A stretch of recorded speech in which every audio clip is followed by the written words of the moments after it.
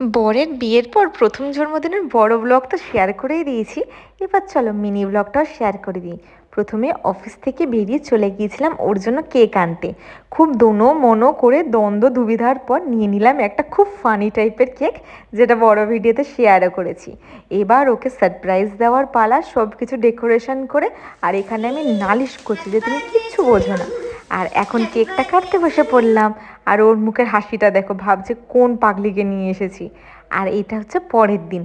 সেই দিন মেনুতে ছিল মাটন কষা, আর সাথে তো অনেক কিছু ছিল। আর তাই মাটনটা বসিয়ে না চলে গেলাম চিংড়ি মাছের মালাইকারি করার জন্য আয়োজন করতে। তার জন্য তো নারকেলটা ম্যান্ডেটারি। এবার চলো চিংড়ি মাছগুলোকে ফ্রাই করে নিই। আর জানো আজকে বাজারটাও নিজে করতে গিয়েছিলাম। পুরো দিনটা এত হেট্রিক গেছে, তোমাদের আমি কি করে বলবো। কিন্তু হ্যাঁ, শেষ বেলায় কিন্তু ওকে খুব সুন্দর ভালো মতন সাজিয়ে গুজিয়ে খেতে দিয়েছি। দেখেই মনটা মানুষের জুড়িয়ে যাবে।